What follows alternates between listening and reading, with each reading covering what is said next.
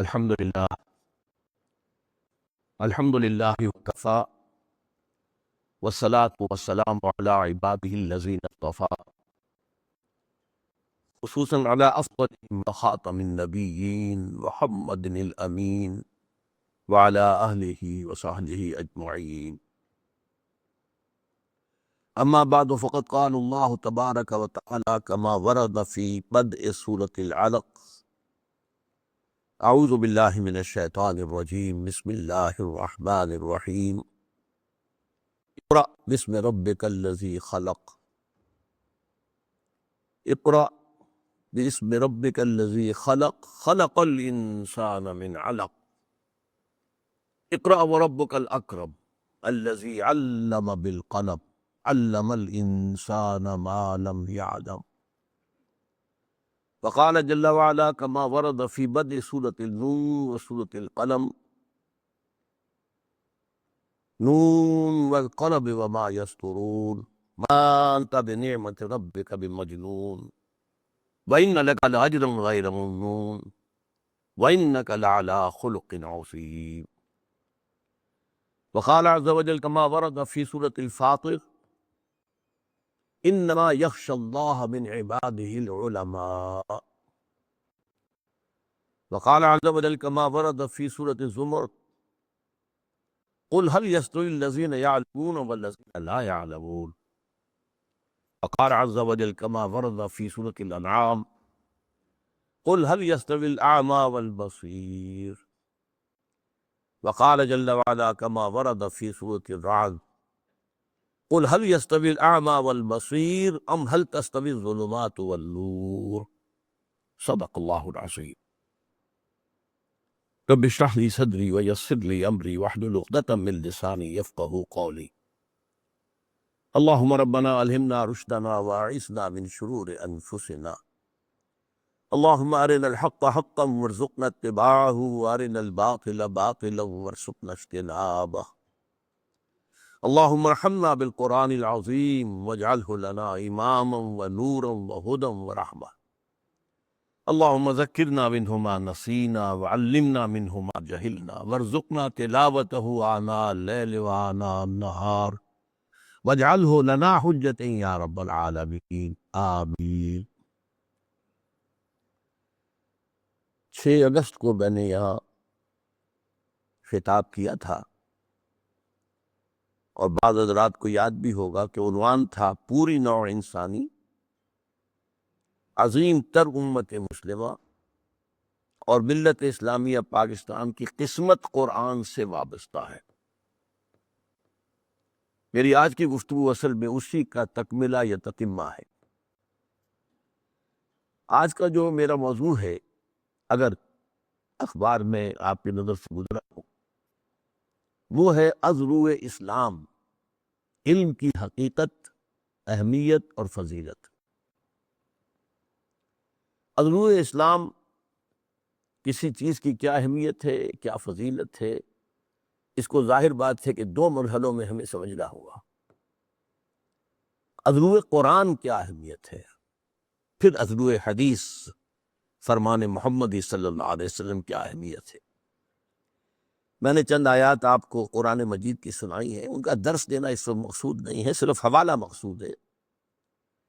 پہلی وحی جو حضور پر نازل ہوئی ہے اس میں صرف علم کا ذکر ہے. پڑھو پڑھو پڑھو.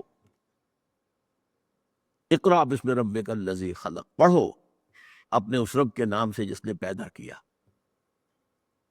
خلق الانسان من علق، جس کی خلاقی کا عالم یہ ہے کہ اس نے ایک لٹکے ہوئے سے لوتھڑے سے انسان جیسی چیز پیدا کر دیا. اقرأ، پھر دوبارہ اقرأ وربک الاکرم.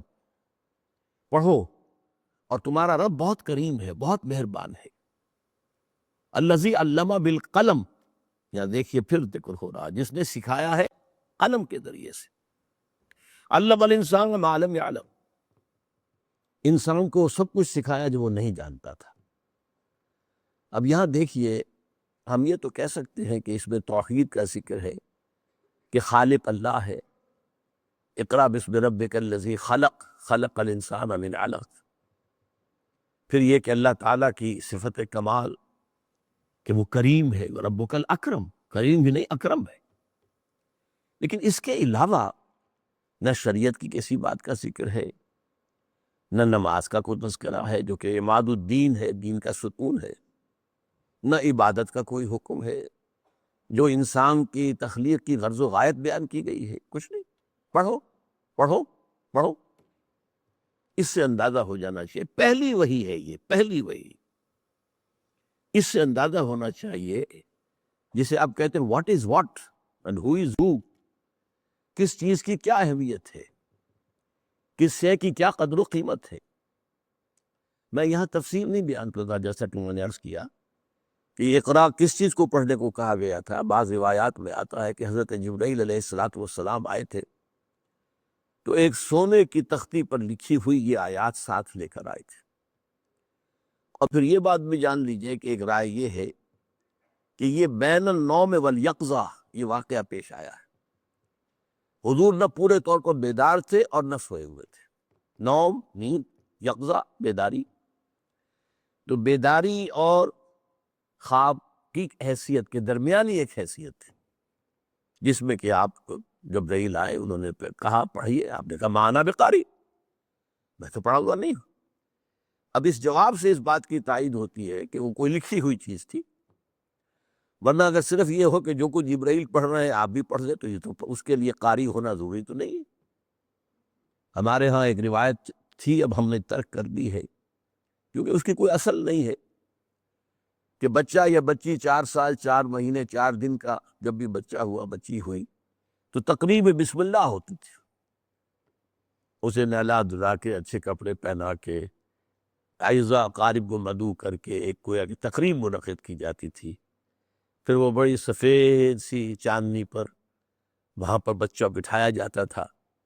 پھر کوئی قاری صاحب آتے تھے، سامنے قرآن مجید کھلا ہوا ہے اور یہی سورہ علق کی آیات یہ پڑھتے جاتے تھے، انگلی پھیرتے جاتے تھے ساتھ بچے کی انگلی، اور بچہ بھی دوہرا رہا. تو یہ ایک بسم اللہ ہوتی تھی، گویا کہ اس کا ذکر بعد میں بھی آئے گا، تقریب بسم اللہ کا.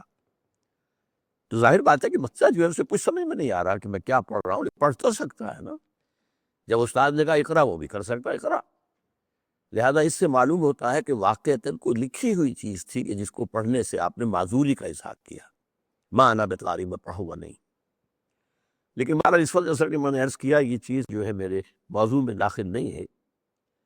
اس میں جو حوالہ دینا ہے کہ اس پہلی وحی میں سارا زور پڑھنے پر ہے، علم پر ہے، اور پھر خاص طور پر علم بالقلم. اس میں بڑے جو ہے وہ تفسیری اشکالات ہیں کہ قلم سے مراد یہاں کیا ہے، یہ عام قلم جس سے ہم لکھتے ہیں، یا یہ کہ حضور کے لیے قلم جو ہے وہ فرشتہ جو ہے جو ایک قلم کی جگہ پر فرشتہ ہے جس نے کہ پڑھایا ہے. یہ روایات بھی آتی ہیں کہ 3 سال تک حضرت اسرافیل آپ کے ساتھ رہے ہیں ہمہ وقت اور آپ کو تعلیم دیتے رہے. واللہ عالم. میں پھر عرض کر رہا ہوں کہ اس وقت نہ تفسیر مقصود ہے، نہ ان روایات کے بارے میں کوئی گفتگو کرنا چاہتا ہوں کہ ان میں کیا اہمیت ہے، کیا ان کے اندر کس قدر پختگی ہے. بہرحال اصل ہمارا کیا ہے، پہلی وحی اور ذکر پڑھنے کا، علم حاصل کرنے کا. علم الانسان ما لم یعلم، انسان کو سکھایا جو کچھ اسے معلوم نہیں تھا. اکثر و بیشتر حضرات کے نزدیک اور میرے نزدیک پورے جزم کے ساتھ کہہ رہا ہوں کہ دوسری وحی جو ہے وہ سورہ نون یا سورہ قلم کی ابتدائی آیات ہے. وہاں پھر دیکھیے نون والقلم وما یسطرون. اب یہ نون کا لفظ جو آیا ہے عربی زبان میں، ویسے تو نون مچھلی کو بھی کہتے ہیں، نون دوات کو بھی کہتے ہیں. آپ نے دیکھا ہوگا کہ کہیں تصویر بنائی جاتی ہے تو مچھلی کی تصویر یوں ہوتی ہے اور اس کی ایک طرف نقطہ لگا دیتے ہیں، وہ آنکھ نظر آ رہی ہے اس کی. اور پھر یہ کہ دوات بھی اسی طرح سے ہوتی ہے کہ اس کے اندر سیاہی ہے، اس میں آپ قلم ڈبوتے ہیں اور لکھتے ہیں. نون والقلم وما یسطرون ما انت بنعمت ربک بمجنون. قسم ہے نون کی اور جو کچھ یہ لکھ رہے ہیں، یعنی انسانی علم جو ہے وہ قلم کے ذریعے سے آگے پھیلا ہے. ایک نسل نے جو کچھ معلومات حاصل کی، قلم بند کر دی تو اگلی نسل کو پہنچ گئی. ورنہ اگر وہ قلم بند نہ ہوتی تو ظاہر بات ہے کہ اگلی نسل کو پھر الف بیتے سے بات شروع کرنی پڑتی۔ یہ جو علم تدریجاً بڑھا ہے، رفتہ رفتہ بڑھا، اس کا ذریعہ قلم ہے۔ تو نون والقلم وما یسطرون ما انت بنعمت ربک بمجنون، اے نبی یہ آپ کو مجنون کہہ رہے ہیں، ان کا کہنا ہے کہ آپ پر کوئی جن آ گیا ہے، کوئی آسیب آ گیا ہے۔ آپ اللہ کے فضل و کرم سے ہرگز مجنون نہیں ہیں۔ نون والقلم وما یسطرون ما انت بنعمت ربک بمجنون وان لک لاجر غیر ممنون، آپ کے لیے تو اجر ہے بہت بڑا، کبھی ختم ہونے والا ہی نہیں۔ وانک لعلی خلق عظیم، اور آپ تو خلق عظیم، اخلاق کی بلندیوں پر فائز ہیں۔ کوئی مجنون بھی دنیا نے آج تک ایسا دیکھا ہے جس کے مزاج میں یہ طہارت ہو، یہ نفاست ہو، یہ پاکیزگی ہو، کہ دیکھا ہے کبھی مجنون؟ اب یہاں بھی دیکھیے کہ دوسری وحی میں بھی یہاں کسی نماز کا ذکر نہیں ہے، کسی اور شے کا ذکر نہیں ہے، یہاں تک کہ آخرت کا ذکر نہیں ہے، اگرچہ اس سورہ مبارکہ میں آگے چل کر یہ جو ہے کوئی آخرت کا ذکر آتا ہے، سورہ علق میں بھی آتا ہے، لیکن سورہ علق کی بھی 5 آیتیں ہیں جو پہلے نازل ہوئی ہیں، پوری سورہ علق نہیں، بعد میں کچھ آیات نازل ہوئی شامل کر کے سورہ علق کی تکمیل ہوئی ہے۔ اسی طرح سورہ قلم کا معاملہ ہے، اسی طرح سورہ مزمل کا معاملہ ہے، اسی طرح سورہ مدثر کا معاملہ ہے۔ یہ چاروں صورتیں وہ ہیں کہ جن کی شروع کی آیات صرف نازل ہوئی ہیں تدریجاً۔ پہلی مکمل سورت جو حضور پر نازل ہوئی ہے وہ سورۃ الفاتحہ ہے، 7 آیات، سورہ علق کی 5 آیات، سورہ قلم کی 7 آیات، سورہ مزمل کی 8 آیات، سورہ مدثر کی پھر 7 آیات، اور سورہ فاتحہ کی 7 آیات۔ یہ ہے 5 وحی ہیں جن کے بارے میں ایک زمانے میں مجھے اس کا خاصا شوق ہوا تھا، میں نے بڑی تحقیق کی تھی، اور یہ ترتیب تھی جو میں نے معین کی تھی ابتدائی وحیوں کی۔ بہرحال اس وقت اشارہ جیسا کہ میں نے عرض کیا کہ علم کی اہمیت، اس کی فضیلت، اس کا اظہار ہو رہا ہے ان ابتدائی وحیوں سے۔ پھر میں نے آپ کو آیت سنائی سورۃ الفاطر، انما یخشی اللہ من عبادہ العلماء، اللہ کے بندوں میں سے اس کا اصل خشیت، اصل خوف انہی لوگوں کے دل میں پیدا ہو سکتا ہے جو عالم ہو۔ یہاں علم سے کیا مراد ہے یہ میں ذرا بعد میں بحث کروں گا۔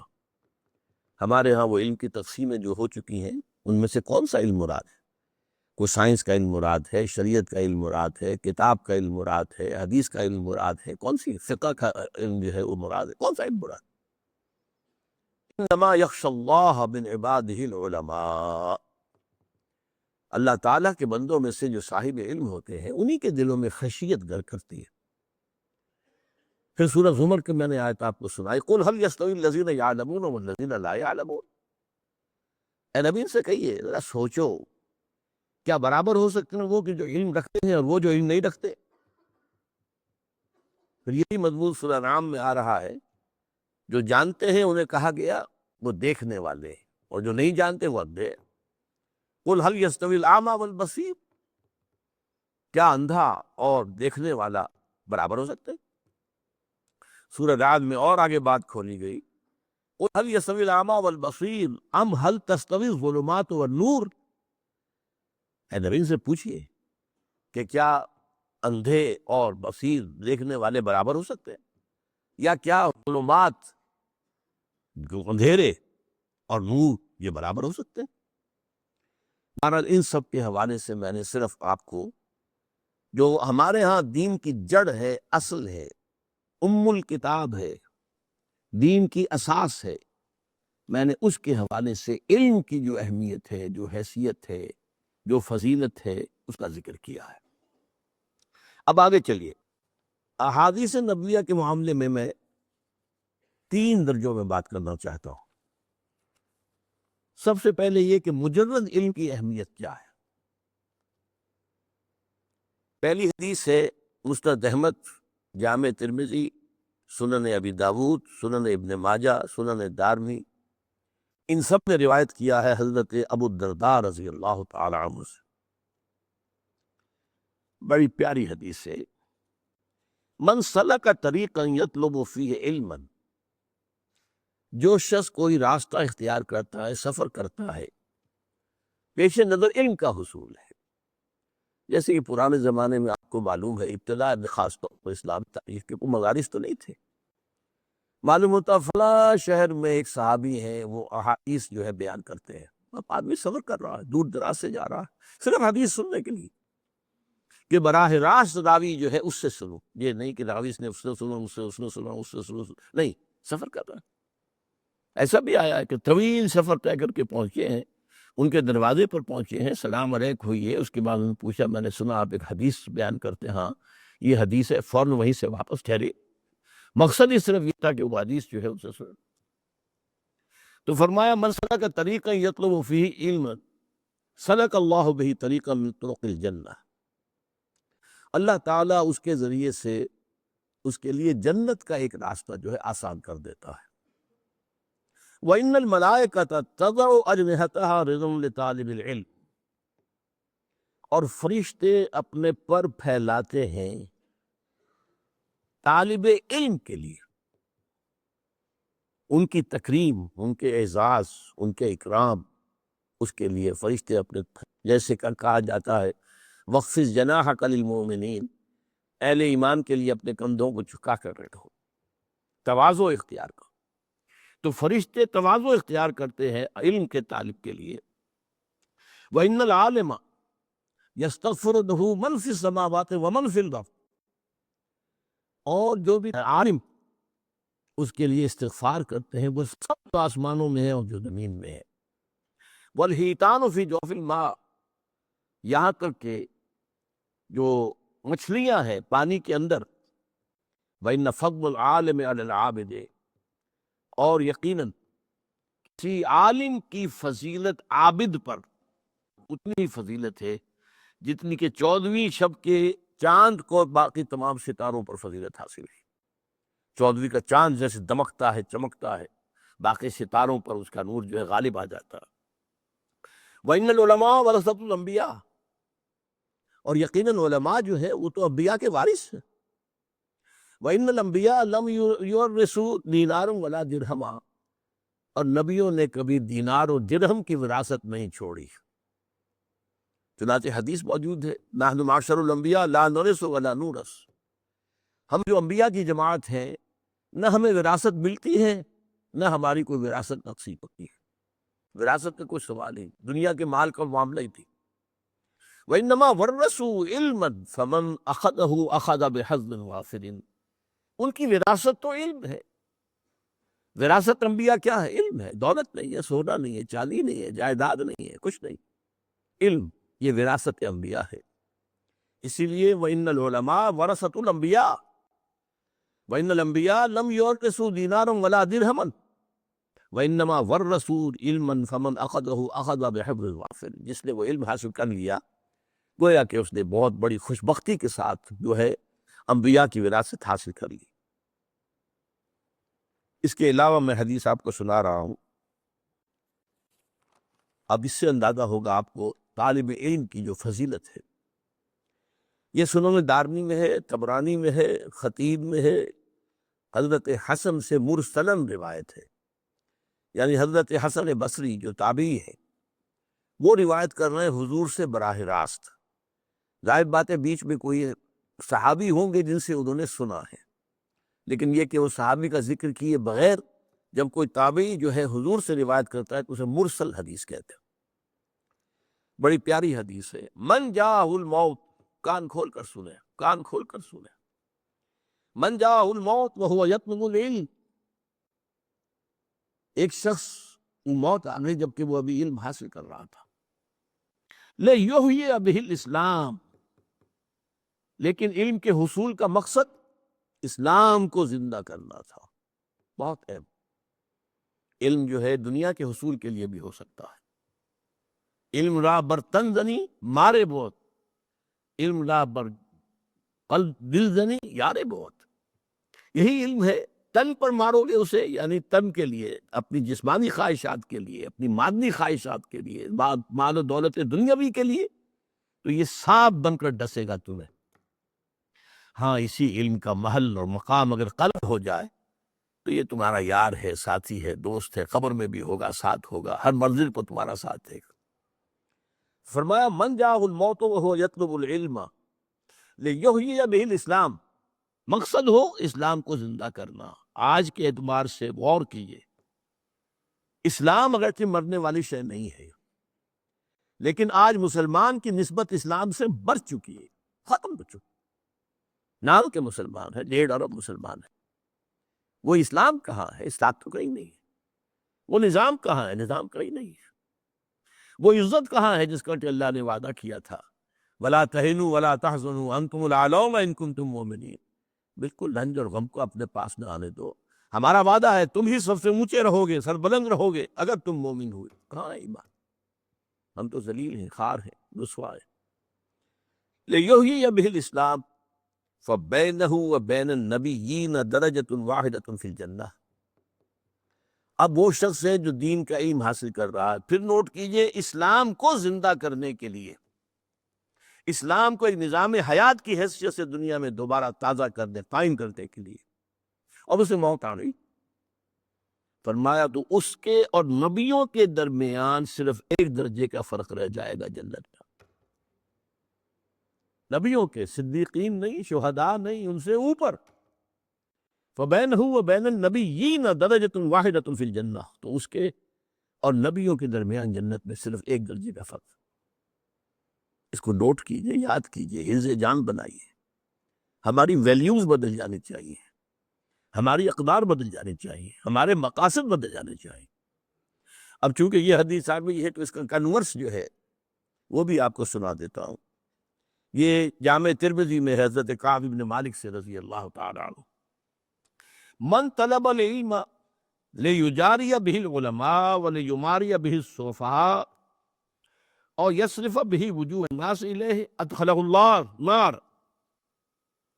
جس شخص نے علم حاصل کیا، 3 باتیں نوٹ کیجیے، تاکہ علماء کی نشستوں میں بیٹھ سکے، گفتگو کر سکے، علماء کی طرح معلوم ہو کہ یہ بھی صاحب علم ہے۔ ظاہر بات ہے کہ علماء کی محفل میں تو آپ باہر نہیں پا سکتے جب تک کہ ان کی اصطلاحات میں گفتگو نہ کر سکیں، ان کے انداز جو ہے وہ آپ بھی اختیار نہ کر سکیں۔ تو من طلب العلم لیجاری بہ العلماء، علماء کا پڑوس، علماء کا قرب حاصل کرنے کے لیے علم حاصل کرے۔ ولیماری بہ السفہاء، یا جو نادان ہیں، ناسمجھ ہیں، بے علم ہیں، ان پر روب گانٹنے کے لیے، اپنے علم کے دھوس جمانے کے لیے۔ اور یصرف بہ وجوہ الناس الیہ، یا یہ کہ لوگوں کی توجہات کو اپنی طرف منعطف کرنے کے لیے، میرے گرویدہ ہو جائیں، میرے معتقد ہو جائیں، میری تعریف بیان کرتے رہیں۔ اگر ان تینوں میں سے کوئی بھی ایک مقصد ہے علم کے حصول کا، ادخلہ اللہ النار، اللہ اسے جہنم میں داخل کر کے۔ یہ 3 حدیثیں میں نے آپ کو سنائی ہیں، مجرد علم کی اہمیت۔ اب میں 2 حدیثیں آپ کو سنا رہا ہوں جس میں ایک تقابل کیا گیا ہے۔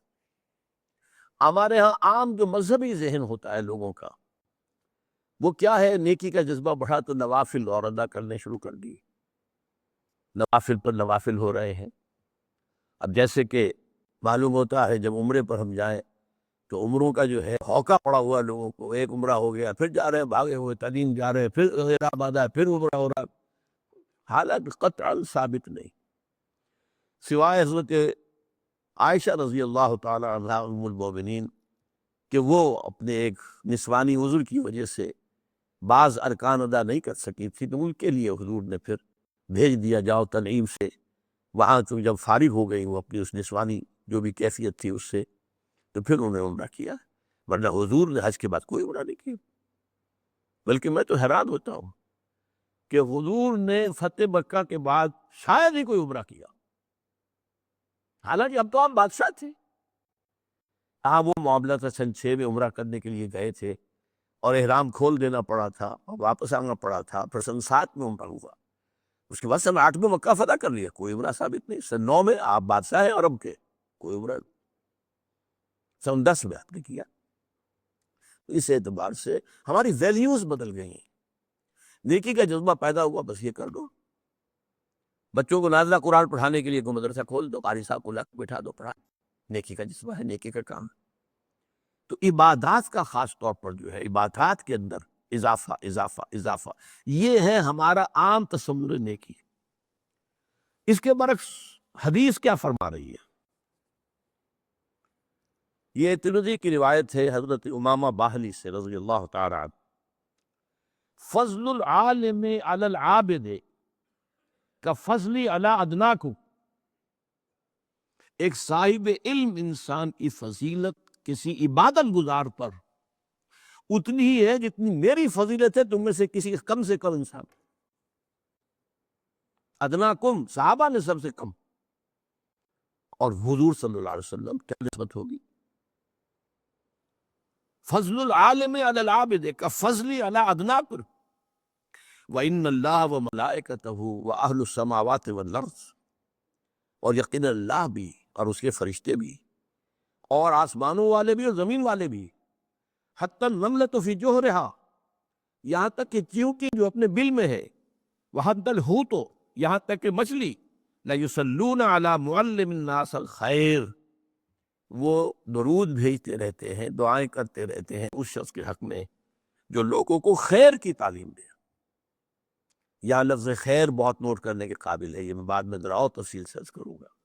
خیر، بھلائی، نیکی، اس خیر کی تعلیم دینا۔ اسی طرح ایک اور حدیث ہے، یہ بھی حضرت حسن سے ہے مرسلم، سئل رسول اللہ صلی اللہ علیہ وسلم عن رجلین کانا فی بنی اسرائیل، نبی اکرم صلی اللہ علیہ وسلم سے دو اشخاص کے بارے میں سوال کیا گیا جو بنی اسرائیل میں سے گزرے تھے۔ احدہما کان عالما یصلی المکتوبۃ ثم یجلس فیعلم الناس الخیر، ان میں سے ایک تو وہ تھا جو عالم تھا، وہ صرف فرض نماز پڑھتا تھا، کوئی نوافل نہیں، صرف فرض، اور پھر بیٹھ جاتا تھا لوگوں کو خیر کی تعلیم دینے کے لیے۔ والآخر، اور دوسرا، یصوم النہار ویقوم اللیل، روزانہ روزہ رکھتا تھا، پوری رات کھڑا رہتا تھا۔ ایہما افضل، حضور ان میں سے افضل کون سا ہے؟ سوال سمجھیں آپ، دو اشخاص ہیں، ایک صرف فرض نماز ادا کر رہا، میں عبادت کے اعتبار سے، عبادت اور علم اور تعلیم و تعلم، ان کے مابین کیا نسبت ہے، کیا ریشو پروپورشن ہے، اس کی میں آپ کے لیے حدیث سنا رہا ہوں کہ دو آدمیوں کے بارے میں پوچھا گیا، ایک وہ تھا جو صرف فرض نماز پڑھتا تھا اور اس کے بعد بیٹھ جاتا تھا لوگوں کو خیر کی تعلیم دینے کے لیے، اور دوسرا وہ تھا روزانہ روزہ رکھتا تھا اور پوری رات کھڑا رہتا تھا عبادت۔ ایہما افضل، ان دونوں میں سے افضل کون ہے؟ قال رسول اللہ صلی اللہ علیہ وسلم فضل هذا العالم الذي يصلي المكتوبة ثم يجلس فيعلم الناس الخير على العابد الذي يصوم النهار ويصلي الليل كفضلي على ادناكم، اس شخص کی فضیلت جو صرف فرض نماز پڑھتا ہے اور باقی سارا وقت جو ہے وہ لوگوں کو خیر کی تعلیم دینے میں گزارتا ہے، بسر کرتا ہے، اس شخص پر جو روزانہ روزہ رکھتا ہے اور روزانہ رات کو کھڑا رہتا ہے پوری رات، اس پہلے شخص کی فضیلت اس دوسرے پر اتنی ہے جتنی میری فضیلت ہے تم میں سے ادنا پر، تم میں سب سے کم تر ہو۔ یہ ہے ریشو پروپورشن۔ ہمارے زیروں سے چیزیں نکل گئی ہیں، اہمیت ہی نہیں ہے، خرچ کیا جا رہا ہے، حج کیے جا رہے ہیں، عمرے کیے جا رہے ہیں، لیکن یہ کہ دین کا علم آس پاس بھی نہیں، نہ خود نہ اپنی اولاد کو سوچا بھی نہیں، غور و فکر ہی نہیں کیا، اور علم حاصل میں کیا ہے تو ٹیکنالوجی کا علم حاصل کیا ہے، صرف نیچرل سائنسز کا علم حاصل کیا ہے، ٹیکنالوجی کا علم حاصل کیا ہے، جس کا کہ علم دین سے کچھ سروکار ہی نہیں۔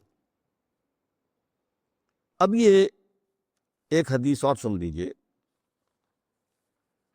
یہ مسلم شریف میں ہے، حضرت ابو ہریرہ سے رضی اللہ تعالی عنہ، یہ بڑی پیاری حدیث ہے، ایک زمانے میں بہت کثرت سے اس کو بیان کرتا رہا، اب ظاہر بات ہے کہ کچھ زمانے کے گزرنے کے ساتھ ساتھ کچھ اور مسائل سامنے آتے رہے تو بعض چیزیں اب پس منظر میں چلی گئی۔ امام مسلم روایت کرتے ہیں حضرت ابو ہریرہ سے، من سلک طریقا یلتمس فیہ علما، جو شخص کوئی راستہ اختیار کرتا ہے، سفر اختیار کرتا ہے جس میں علم کا حصول پیش نظر ہے، سہل اللہ بہ طریقا الی الجنہ، اس سفر کے ذریعے سے اللہ تعالیٰ اس کے لیے جنت کا ایک راستہ آسان کر دیتا ہے۔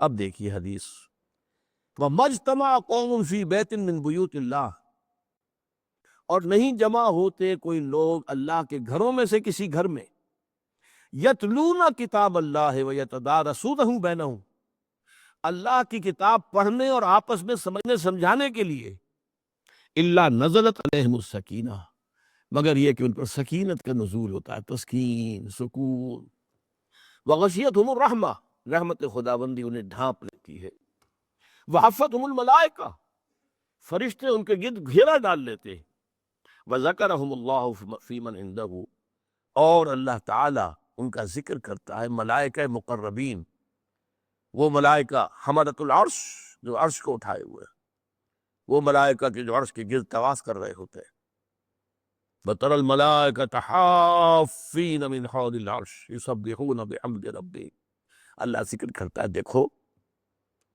تم نے کہا تھا نا کہ یہ جو آدم ہے میں اسے خلافت دے رہا ہوں، اسے اختیار دے رہا ہوں، یہ تو خون ریزی کرے گا، فساد مچائے گا، دیکھو میرے بندے، وہ میرے گھروں میں سے ایک گھر، اور اس میں مفسرین کا تقریباً جماع ہے، اس سے مراد صرف مسجد نہیں ہے، جو بھی گھر، جو بھی مقام اس کام کے لیے خاص کر دیا جائے، قرآن کے پڑھنے پڑھانے کے لیے، وہ سب اس میں شامل ہوگا۔ دیکھو وہاں بیٹھے میری کتاب پڑھ رہے ہیں، ایک دوسرے سے سمجھ رہے ہیں، ایک دوسرے کو سمجھا رہے ہیں، یہی ہے نا وہ آدم جس کے بارے میں تمہیں وہ اجتماع ناحق ہو گیا تھا۔ یہ جو 3 حدیثیں میں نے آپ کو سنائی ہیں، ان کا ایک مرکزی نقطہ کیا ہے؟ جسے خیر کہا گیا وہ قرآن ہے، ہوا خیر مما یجمعون، خیر کا لفظ 2 چیزوں کے لیے آتا ہے، یا خیر دنیا کا مال، مال و متاع دنیاوی، خیر انہ لحب الخیر لشدید، یا خیر اللہ کی کتاب ہے قرآن، ہوا خیر مما یجمعون، یا ایھا الناس قد جاءتکم موعظۃ من ربکم وشفاء لما فی الصدور وہدی ورحمۃ للمؤمنین قل بفضل اللہ وبرحمتہ فبذلک فلیفرحوا ہوا خیر مما یجمعون۔ تو یہ خیر جو ہے در حقیقت قرآن ہے۔ چنانچہ یہاں آپ نے دیکھا کہ کہا گیا تھا کہ جو شخص علم کے لیے راستہ طے کرتا ہے، چل کر آیا ہے، آپ بھی چل کر آئے، کوئی اپنا دنیاوی مقصد اس وقت نہیں ہے، اللہ تعالیٰ اگر اس کے اندر کہیں بھی کوئی اگر چیز غلط شامل ہے تو اس کو دور کر دے، میری نیت میں اگر کوئی چیز غلط ہے تو اللہ اسے پاک کر دے، اسے ظاہر بات ہے کہ بظاہر تو مقصد نہیں، میں کوئی سیاسی آدمی نہیں، یہاں کوئی مذہبی فرقہ واریت کی جو ہے بات نہیں ہوتی کہ اس سے بہتر ہے، یہ اس سے بہتر ہے، یہ کمتر ہے، وہ کچھ نہیں، قرآن پڑھنا ہے، قرآن سمجھنا۔ من سلک طریقا یلتمس فیہ علما، اب یہاں لفظ علم آیا، لیکن علم کو آگے بیان کر دیا، یتلون کتاب اللہ ہے ویتدارسونہ بینہم، اس علم سے مراد علم فقہ نہیں ہے، اس علم سے مراد جو ہے، میں پھر بھی عرض کر رہا ہوں، علم حدیث نہیں ہے، اس علم سے مراد کتاب اللہ ہے، باقی اس کے تابع ہے، اس کو سمجھنے کے لیے جتنی ضرورت ہے، ضروری ہے تو چاہیے، باقی وہ اپنی جگہ پر، آخر ایک شخص جو ہے قانون دان اگر نہیں ہے تو کیسے قانون کا نظام چلے گا؟ ماہرین قانون چاہیے، فقہا چاہیے، لیکن جس شے کا نام العلم ہے، جس شے کا یہاں تذکرہ ہو رہا ہے وہ قرآن ہے۔ اس اعتبار سے ایک اور حدیث کے اندر الفاظ آئے ہیں تفقہ، یہ متفق علیہ روایت ہے، یعنی بخاری اور مسلم دونوں میں، اور اس کے راوی ہیں امیر معاویہ رضی اللہ تعالی عنہ۔ حضور نے فرمایا من یرید اللہ بہ خیرا یفقہہ فی الدین وانا قاسم واللہ یعطی۔ حضور نے فرمایا کہ اللہ تعالیٰ جس شخص کے ساتھ خیر کا ارادہ کرتا ہے اسے دین کا فہم عطا کر دیتا ہے۔ نوٹ کر لیجیے، علم اور فہم میں بڑا فرق ہے۔ علم معلومات کے ذخیرے کو کہتے ہیں، فہم اس کی حقیقت تک رسائی اس کو کہتے ہیں، بڑا فرق ہے۔ علم و فہم ہم بول دیتے ہیں جوڑ کر، لیکن یہ ڈائمنشن علیحدہ ہے۔ ایک شخص بہت بڑا عالم ہے، اس کے پاس معلومات کا ذخیرہ بہت بڑا، عالم ہے، بہت بڑا خزانہ ہے، لیکن اتلا ہے، سطحی ہے۔ ایک وہ ہے کہ جس کے گہرائی ہے، قرآن میں ہو غوطہ زن اے مرتے مسلمان. یہ جو تفقہ اس کو کہتے ہیں. من یرید اللہ بہ خیرا یفقہہ فی الدین وانما انا قاسم واللہ یعطی. اور دیکھو میں تو تقسیم کرنے والا ہوں، دینے والا نہیں ہوں، دینے والا اللہ ہے. تفقہ مانگو، اخلاص عمل مانگ، نیا گانے کوہن سے، شاہ سے گرب نوازن ودارا. مانگو اللہ سے. میں نہیں دے سکتا، میں تقسیم کرنے والا ہوں. اللہ تعالیٰ کی طرف سے کسی کے لیے اس کی مشیت میں طے ہو جاتا ہے، میں تقسیم کر دیتا ہوں، دے دیتا ہوں. لیکن در حقیقت عطا کرنے والا اللہ ہے.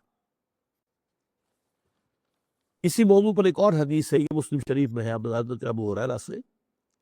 الناس کالمعادن کمعادن الذهب والفضة خیارهم فی الجاہلیت خیارهم فی الاسلام اذا فقہوا. حضور فرماتے ہیں کہ لوگ جو ہے معدنیات کے مانند ہے، جیسے سونے اور چاندی کی معدنیات ہوتی ہے. معدنیات جب زمین میں ہے تو صاف تو نہیں ہوتی نا، ان کے ساتھ امپیورٹیز ملی ہوتی ہیں. پھر آپ ان کو صاف کرتے ہیں، صاف کر کے پھر اگر سونے کی معدنیات تھی تو اس میں سے سونا نکل آئے گا، اور چاندی ہی کی تھی تو چاندی نکلے گی. چاندی سے سونا تو برابر نہیں ہو سکتا. تو انسانوں کی اللہ تعالیٰ نے ان کی استعدادات کے اندر فرق رکھا ہے. سب کی برابر استعداد نہیں ہے. کسی کو اگر رگڑیں گے، صاف کریں گے، مانجیں گے، وہ سونا بنے گا. کسی دوسرے کو رگڑیں گے، صاف کریں گے، وہ چاندی بن جائے. تو الناس معادن کمعادن الذهب والفضة خیارهم فی الجاہلیت خیارهم فی الاسلام. بہت اہم حدیث ہے یہ. انسانوں میں سے جو لوگ جاہلیت کے دور میں اچھے تھے وہی اسلام میں بھی اچھے. یعنی اور سونے کی تھی، ابھی اس کے اندر جاہلیت لپٹی ہوئی تھی، اس میں جو امپیورٹیز تھی، لیکن تھی تو سونے کی، اور جو ہے اس سونے کی تھی. لہذا جاہلیت میں بھی وہ اچھے تھے، اس دور میں بھی وہ دوسرے لوگوں کی نسبت بہتر لوگ تھے. تو اسی طریقے سے جب وہ اور منج گئے، صاف ہو گئے، سونا جو ہے دمکتا ہوا نکل آیا تو کیا کہنے. لیکن اس میں شرط کیا؟ اذا فقہوا، جبکہ وہ تفقہ حاصل کر لے. اس کو میں نے خاص طور پہ یہ لفظ آپ کو لیے اس لیے نوٹ کیا ہے کہ جیسے میں نے کہا فہم، ایسے ہی تفقہ ہے. بدقسمتی سے ہمارے ہاں ایک خاص علم جو ہے اس کا نام فقہ پڑ گیا، اور اس کی وجہ سے اصل تفقہ سے توجہ ہٹ گئی. جیسے ہمارے ہاں تصوف کی اصطلاح آ گئی، جو نہ قرآن کی ہے نہ حدیث کی ہے. قرآن حدیث کی اصطلاح احسان، وہ پیچھے چلی گئی. احسان کے معنی یہ کہ رہ گئے کسی پر بھلائی کرنا، کسی سے نیکی کرنا، کسی کی ضرورت پوری کرنا، کسی کی مشکل دور کر دینا. نہیں، احسان کے بارے ہے خوب سے خوب پر بننا. اپنے اسلام میں خوبی پیدا کرو، اور خوبی پیدا کرو، اور خوبی پیدا کرو. اپنے اسلام کو اور چمکاؤ اور دمکاؤ. یہ احسان ہے. اس اعتبار سے تفقہ جو ہے وہ دین کے فہم کو کہتے ہیں. یہ قانون اپنی جگہ ہے، اس کی اپنی ضرورت ہے. میں نے ابھی عرض کیا ہے، اور پچھلی اپنی تقریر میں نے عرض کیا تھا کہ جب اسلام ایک ریاست کے دور میں آ گیا تو قانون کی ضرورت پیش آ گئی. لہذا ساری توجہ ہو گئی فقہ اور حدیث کے اوپر، قرآن مجید کے اوپر توجہ بھی نہیں. یہ ایک موضوع تھا جو پچھلی مرتبہ میں گفتگو کر چکا ہوں. بہرحال یہاں میں آپ کو ایک اور حدیث سناتا ہوں. حضرت عبداللہ ابن عباس رضی اللہ تعالی عنہما، حضور کے چچیرے بھائی ہیں، حضرت عباس کے بیٹے ہیں، اور انہی کے نسل سے بنو عباس 600 برس تک جن کی حکومت قائم رہی عالم عرب. ان 600 سالوں میں سے کوئی 300 برس تو تھے پوری شان و شوکت کے، اور کوئی 300 برس تھے ٹوٹ پھوٹ کے. ایک عمارت جو ہے گرتی ہے گرنے میں وقت لیتی ہے. جیسے کہ آپ کو معلوم ہے ہندوستان میں مغلوں کی حکومت، ویسے تو وہ بن جاتے ہیں 1526 سے لے کے 1857 تک، تو 300 برس، لیکن اس میں 250 برس ہیں جو اصل ان کی شوکت، شان، قوت، طاقت پورے ہندوستان پر. وہ بابر سے شروع ہو کر اور اورنگزیب پر وہ دور ختم ہو جاتا. اورنگزیب کے بعد سے لے کر 150 برس جو ہے، اس کے بعد تو وہ رفتہ رفتہ گرنا، شکست و ریخت. اعلیٰ مختلف علاقوں میں سر اٹھا لیے، کوئی وہاں کا جو ہے راجہ بن گیا، وہاں کا بادشاہ بن گیا. کہنے کو حکومت جو ہے مغلیہ تھی، اور بادشاہ سلامت جو ہے وہ لال قلعے کے اندر بیٹھے ہوئے تھے، لیکن ایک کہاوت مشہور ہو گئی تھی دلی میں، حکومت شاہ عالم از لال قلعہ تا پالم۔ پالم اصل میں ایک گاؤں کا نام تھا جہاں پر جو پہلا ہوائی اڈا بنا ہے دلی کا، پالم ایئرپورٹ اس کا نام ہوتا تھا۔ وہ دلی سے چند میل، 12 13 14 میل۔ تو شاہ عالم ہے، وہ ہیں تو شہنشاہ ہند، لیکن ان کی حکومت جو ہے وہ لال قلعے سے پالم تک ہے بس، باقی جو ہے وہ تو بیٹھے ہوئے نواب ہیں، راجے ہیں، اٹھوت ہے ان کی جو ہے سلطنتیں ہیں۔ تو حضرت عبداللہ ابن عباس رضی اللہ تعالی عنہما کے بارے میں حضور نے ایک دعا کی تھی، اللہم فقہہ فی الدین وعلمہ التاویل۔ یہ دو الفاظ بھی آپ اچھی طرح سمجھ لیجئے۔ اے اللہ اس نوجوان کو دین کا فہم عطا کر، تفقہ عطا کر۔ تفقہ کیا ہے؟ دین کی گہرائی میں اترنا، احکام کی حکمتیں معلوم ہو جائے۔ اس کی حکمت کیا ہے؟ مختلف احکام کے درمیان حکیمانہ ربط کیا ہے، تعلق کیا ہے، ان میں سے شے کیا ہے، کم تر اہم کیا ہے، یہ ساری کیفیات جو ہیں یہ تفقہ۔ ورنہ ہوتا کیا ہے، وہی جو حضرت مسیح نے فرمایا تھا یہودی علماء کے بارے میں کہ تم مچھر چھانتے رہتے ہو اور سموچے اونٹ نگل جاتے ہو۔ ہمارے ہاں کیا ہوگا، پائچہ جو ہے وہ ٹخنے سے اوپر ہوگا، چاہے سودی کاروبار میں ملوث ہے، سارا اپنا وجود، وہ حرام خوری کی انتہا ہو رہی ہے، لیکن پائچہ اونچا ہے، یہ مچھر چھان رہے ہیں اور سموچے اونٹ نکل رہے ہیں۔ یہی معاملہ ہو جاتا ہے جب کسی بھی مذہبی طبقے کے اندر زوال آتا ہے، تفقہ نہیں رہتا۔ اسی پر تھپتی چستی ہے اصل میں مولانا روم نے، ماز قرآن مغزہ برداشتیں استخوان پیشے سنا انداختے۔ اگرچہ اس کا دوسرا مصرع مجھے پسند نہیں ہے، کاش کہ مولانا یہ نہ کہتے۔ ہمیں معلوم ہے کہ تاریخ اسلام کے دوران یہ دو طبقے جو تھے صاحب علم یا جو بھی لوگ تھے جن کی حیثیت ہوتی تھی دینی اعتبار سے، ایک فقہا، مفتی حضرات، مفتی قاضی، یہ فقہا میں سے ہوتے تھے، ایک صوفیہ جو تزکیہ نفس، اللہ کی محبت، دنیا سے کی محبت کو جس سے نکالنا۔ اب یہ دونوں کے درمیان چشمک رہتی تھی، یہ ان پر فکریں چوز کرتے تھے، یہ ان پر فکریں چوز کرتے تھے۔ یہ کیا ہے، یہ لوگ پڑے ہوئے ہیں، یہ تو صرف جو ہے وہ یہ استنجے کے ڈھیلے گنتے رہتے ہیں، کتنے ڈھیلوں سے استنجا پورا ہو جاتا۔ وہ کہتے ہیں یہ اپنے خیال میں اللہ کی محبت میں انہیں الف کا نام بے تو آتی نہیں، فقہ کے فلاں مسئلہ تو معلوم نہیں۔ تو بہرحال تفقہ جو ہے وہ ہے دین کا گہرا فہم۔ اور تاویل کسے کہتے ہیں؟ تاویل کے مقابلے میں لفظ آتا ہے تفسیر۔ تفسیر کیا ہے؟ تفسیر ہوتا ہے انڈیویجول الفاظ کے حوالے سے غور و فکر، قرآن کا یہ لفظ کیا ہے، اس کا مادہ کیا ہے، پھر یہ کس باب میں آیا ہے، اس کے اندر کوئی تعلیل ہوئی ہے یا نہیں ہوئی ہے، تعلیل ہوئی ہے تو کیا ہوئی ہے، یہ جو نحوی جو اس کی جو کنسٹرکشن ہے اس میں کس جگہ پر ہے، یہ مبتدا ہے، خبر ہے، کیا ہے، یہ ساری بحث یہی تفسیر میں ہوگی۔ ایک ہوتی ہے تعویل، کسی شے کے اصل مدعا اور مقصود تک پہنچنا۔ تو تفسیر ایک ذریعہ ہے، تفسیر مقصود نہیں ہے۔ مقصود تو یہ ہے کہ اس کلام کا جو اصل مدعا ہے، جو اصل موضوع ہے، جو اس کا حاصل ہے، جو اس کا گودا ہے، وہ حاصل کیا جائے۔ یہ ہے وہ بات جو کہی مولانا روم نے کہ ماز قرآن مغزہ برداشتیں استخوان پیشے سڑنا انداختیں۔ بس یہ دوسرا مصرع مجھے پسند نہیں ہے، لیکن کیا کروں، سنانا پڑتا ہے۔ بہرحال یہ چند باتیں ہیں جو میں نے آج آپ کے سامنے رکھی۔ البتہ ایک مغالطے کا ازالہ ضروری ہے۔ اللہ تعالیٰ کا ایک ہے فعل یا عمل، ایک ہے اس کا قول یا کلام، ان دونوں میں تضاد نہیں ہو سکتا۔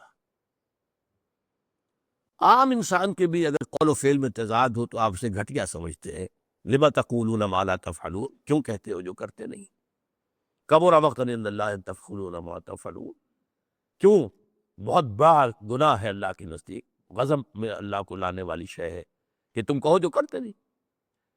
اب اللہ کا عمل کیا ہے؟ اس کائنات کی تخلیق، ابداع، اس کی تقدیر، اس کی تدبیر،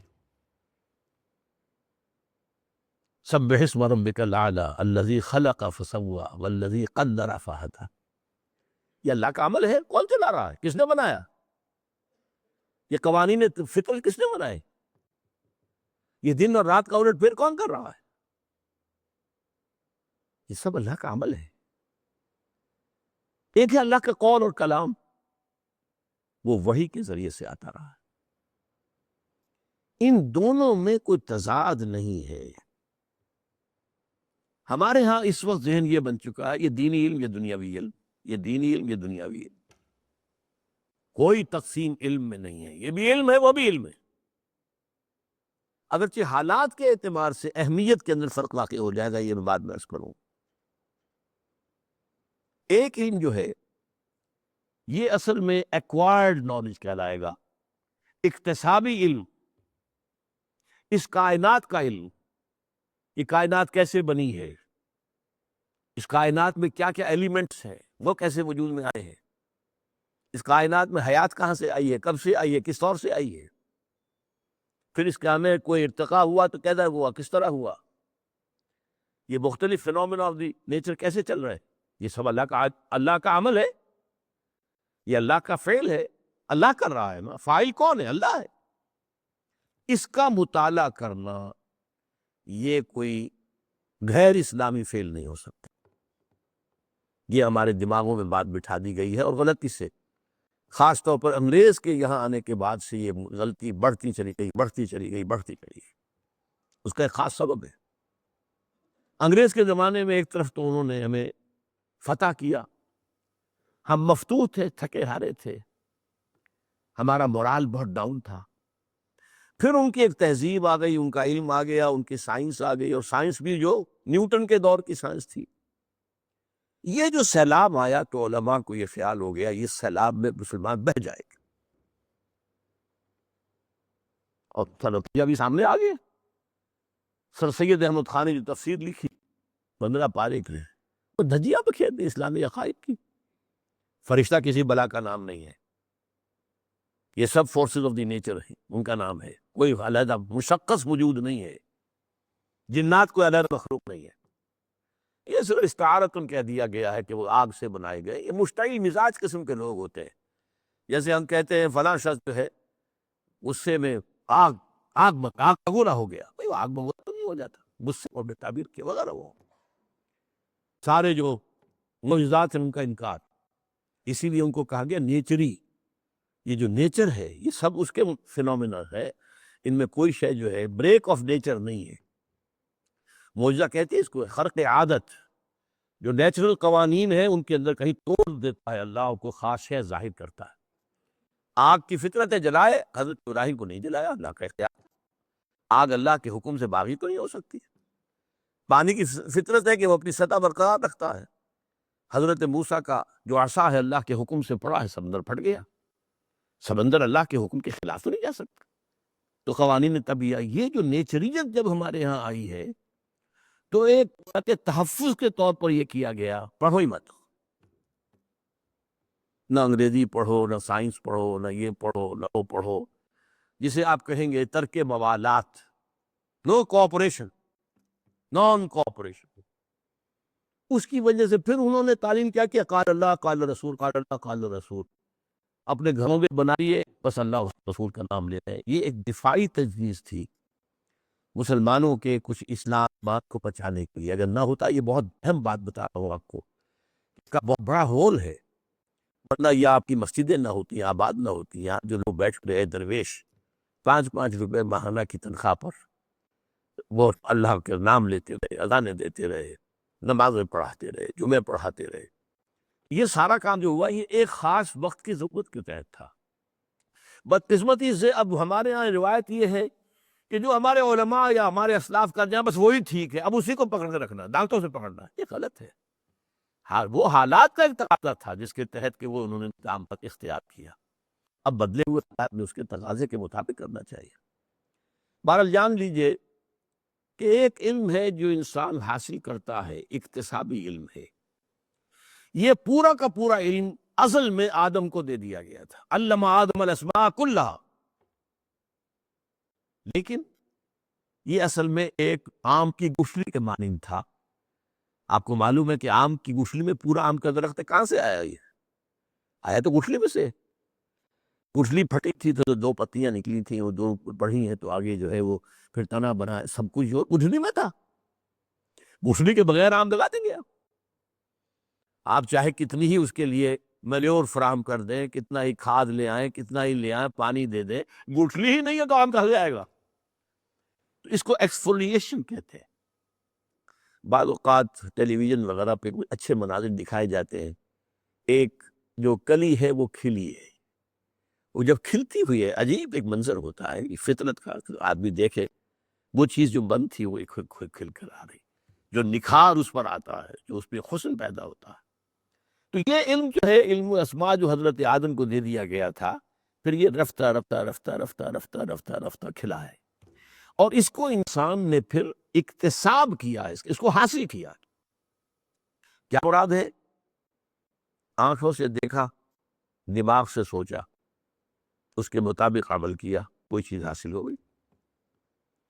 کسی شخص نے دیکھا ہوگا، ہمارے 10,000 15,000 سال پہلے کوئی ہمارے بزرگوں میں سے ہوں گے، اس وقت تک ابھی انرجی کی کوئی شکل انسان کو معلوم نہیں تھی، کوئی نہیں۔ انہوں نے دیکھا کہ ایک چٹان اوپر سے گری، نیچے بھی پتھر تھا، ٹکرائیں آپس میں تو آنکھ کا شعلہ برآمد ہوا۔ ابھی آنکھ نے دیکھا، دماغ نے کام کیا، یہ کیا ہے، کچھ ہے اس میں۔ اس نے دیکھے دو پتھر، انہیں ٹکرایا، واہ شعلہ نکل آیا، واہ آگ ایجاد ہو گئی۔ فرسٹ فارم آف انرجی، آگ ایجاد۔ اچھا، آگ سے بات چلی تو کہیں ہانڈی رکھی ہوئی تھی چولہے کے اوپر، آگ کے اوپر، اس کے اوپر ڈھکن بجنے لگا، چلنے لگا۔ ارے یہ کہاں سے؟ کون جن ہے، فریت ہے، کیا ہے، کون ہلا رہا؟ بعد معلوم ہوا رہی ہے یہ اصل میں سٹیم کی پاور ہے، یہ بھاپ کی قوت ہے۔ اب یہ بھاپ کی انرجی، اب اس کے انجن بن گئے، کہاں سے کہاں بڑا دیو ہیکل انجن ہوتے تھے، اب تو بیچارے وہ معصوم سے انجن ہوتے ہیں جن کا کوئی خاص وہ روب پڑتا ہی نہیں دیکھنے والے پر، ورنہ تو قد آدم کا ہوتا تھا وہ قطر جو ہوتا تھا، فرنٹیئر میل کا جو انجن ہوتا تھا اس کا پہیے کا، تو یہ کہاں سے آ گئے؟ وہی پھر بجلی ایجاد ہو گئی، یہ ایجاد ہو گیا، وہ ایجاد ہو گیا، یہ رفتہ رفتہ قدم بقدم علم حاصل۔ ایک دوسرا علم وہ ہے کہ جو گیون ہے، وہ بھی ہے۔ یہ پہلا علم حاصل ہوتا ہے حواس خمسہ اور عقل۔ اب انسان دیکھتا رہا تھا، آگ ہوتی ہے تو دھواں بھی ہوتا ہے، ٹھیک ہے۔ اب آپ نے کہیں دور سے دیکھا دھواں ہے، آپ نے کہا آگ لگی ہوئی ہے، بھائی تم نے کہا آگ تو دیکھی نہیں، وہ آپ کی میموری میں رکھا ہوا ہے کہ جہاں آگ ہوتی ہے وہاں دھواں ہوتا ہے، جہاں دھواں ہے وہاں آگ ہے۔ یہ آپ نے منطقی طور پہ نتیجہ نکالا ہے، آپ کا جو کمپیوٹر ہے اس کی میموری میں یہ فیڈ ہو گیا تھا، وہاں سے آپ نے نکالا۔ یہ ہے علم بالحواس اور علم بالعقل۔ دوسرا علم ہے علم بالقلب یا علم بالروح، یہ گیون علم ہے، وہ بھی علم ہے، یہ اللہ کی طرف سے دیا جاتا ہے۔ پہلا علم بھی تدریجاً ترقی کرتے کرتے کرتے کرتے اور ابھی تک ترقی کر رہا ہے، کر رہا ہے، کر رہا ہے، کر رہا ہے، کر رہا ہے، یہاں تک کہ آج وہ علم جو ہے پچھلے 200-250 برس میں تو ایک طوفان کے مانند جو ہے، ایک ایکسپلوژن ہے، جیسے کہتے ہیں بگ بینگ، اس سے کائنات شروع ہوئی، یہ علم کا بگ بینگ ہے جو ہوا۔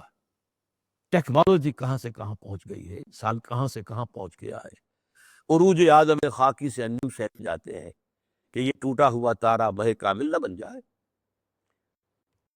اسی طریقے سے وہ جو علم تھا جو قلم کو دیا گیا، اس کا نام وحی ہے، یہ بھی ترقی کرتا رہا، جیسے جیسے انسان کے ذہن نے ترقی کی، انسان کی عمرانی جو ہے ارتقا ہوا، ایسے ایسے اللہ تعالیٰ کی طرف سے وحی بھی آتی رہے۔ فَإِمَّا يَأْتِيَنَّكُم مِّنِّي هُدًى فَمَن تَبِعَ هُدَايَ فَلَا خَوْفٌ عَلَيْهِمْ وَلَا هُمْ يَحْزَنُونَ۔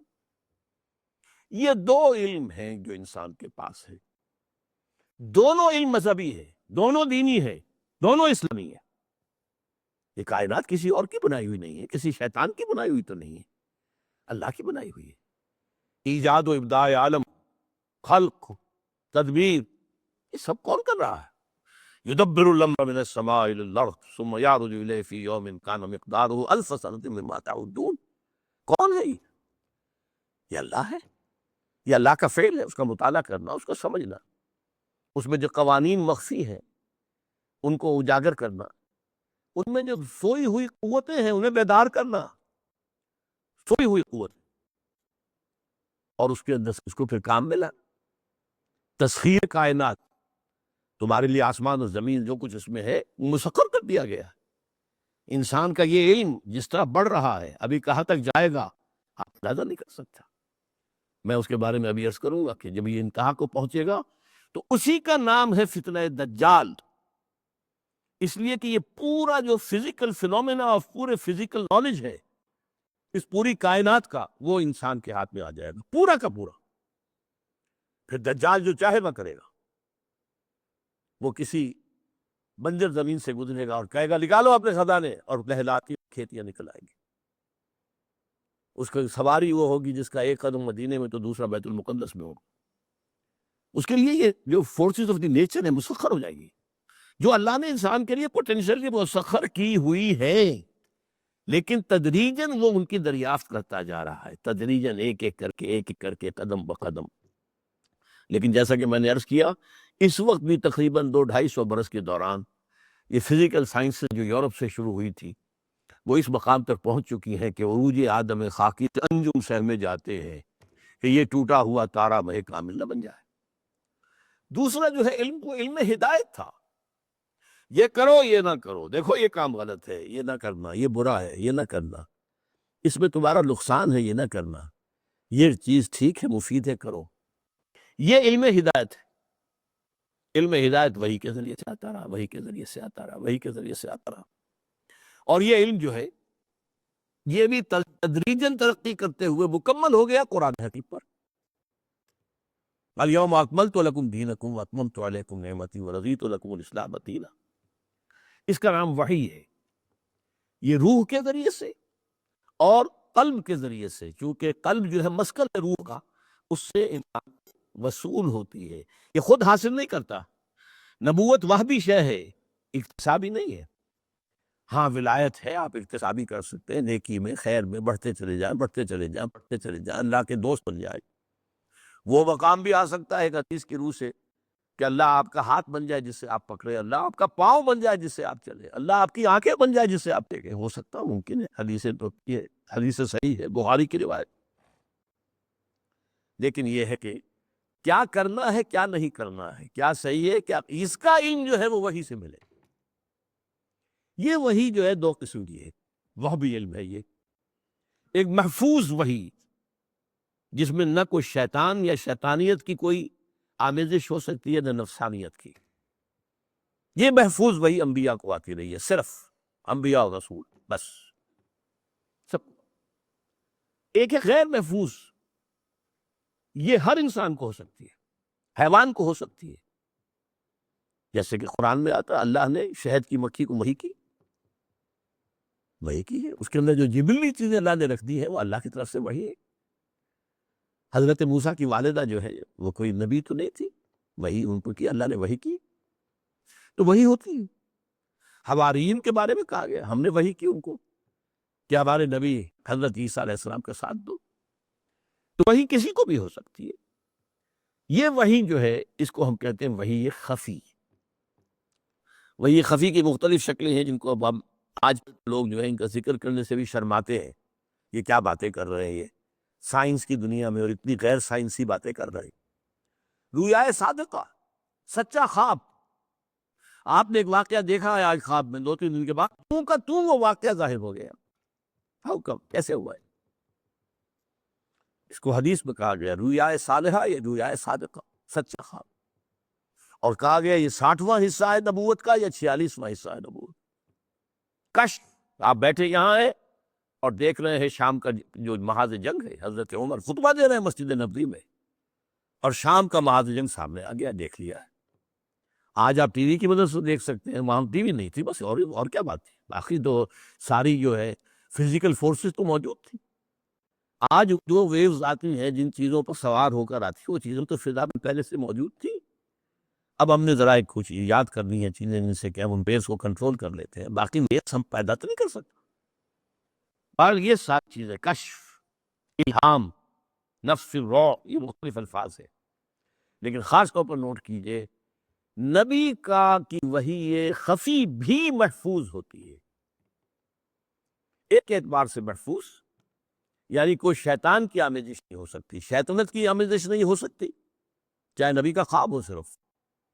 حضرت ابراہیم نے خواب دیکھا تھا اپنے بیٹے کو ذبح کا، میں کوئی وحی جلی تو نہیں آئی تھی، واضح وحی تو نہیں آئی تھی، حضور نے خواب دیکھا تھا کہ میں عمرہ کر رہا ہوں، کوئی وحی جلی تو نہیں تھی، لیکن نبی کی وحی خفی جو ہے وہ بھی محفوظ ہوتی ہے، شیطان کی آمیزش ہو سکتی ہے اور نہ ہی اس میں نفس کی آمیزش ہو سکتی، البتہ وحی خفی لفظاً محفوظ نہیں ہوتی، وحی خفی کا ہمارے پاس ذخیرہ حدیث ہے، مانن محفوظ ہے لیکن ہر لفظ اس کا محفوظ نہیں ہے، اس میں کوئی ادھر سے ادھر ہو سکتا ہے۔